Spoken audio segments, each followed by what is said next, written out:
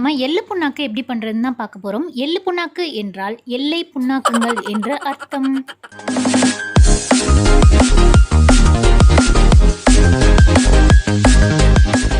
தேவையான பொருள் என்னென்னு பார்க்கலாம். நான் டிஸ்கிரிப்ஷன்லேயும் கொடுத்துருக்கேன். 25 கிராம் உளுந்து மாவு, 50 கிராம் சுகர், 50 கிராம் எள்ளு, அதாவது எல்லாமே ஒரு கப்னா உளுந்து மாவு மட்டும் அரை கப். இப்போ நம்ம புண்ணாக்கு பண்ண போகிறோம், அதாவது எள்ளை புண்ணாக்க போகிறோம் என்று கூறினேன். மிக்சியில் எள்ளை மட்டும் கொட்டிட்டு நல்லா இந்த மாதிரி கொரன்னு வர மாதிரி அரைச்சிக்கோங்க. இந்த புண்பட்ட எள்ளின் மனசை ஆத்துறதுக்காக சுகர் உள்ளே போகிறாங்க. இப்போ அவங்கள மட்டும் நம்ம சும்மா விடுவோமா, அவங்களே சேர்த்து ஒரு அடி அடித்து பவுடர் பண்ணிடுங்க. 2 பேர் வேதனையும் தாங்க முடியாத உளுந்து மாவு தானாகவே வலையில் விழுந்து இப்போ அவங்களையும் சேர்த்து நம்ம மிக்சியில் அடிச்சுக்க போகிறோம்.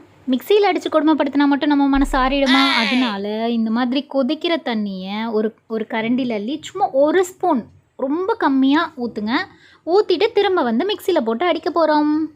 அடித்தும் நம்ம டெக்ஸ்டர் வரவே இல்லை. நம்ம வலிக்கு வராத காரணத்தினால திரும்ப இன்னொரு ஸ்பூன் போட்டுட்டு திரும்ப அதை மிக்சியில் போட்டு அடிக்க போகிறோம். இப்போ இவ்வளோ கொடுமைகளுக்கு அப்புறமா அவங்க 3 பேரும் சேர்ந்து நமக்கு இவ்வளோ டெக்ஸ்சர் கொடுத்துருக்காங்க. இந்த டெக்ஸ்சர் தான் கரெக்ட் டெக்ஸ்சர். இது வந்த உடனே நம்ம பிளேட்டுக்கு மாற்றிட்டு பால் செய்ய ஆரம்பிச்சிடலாம்.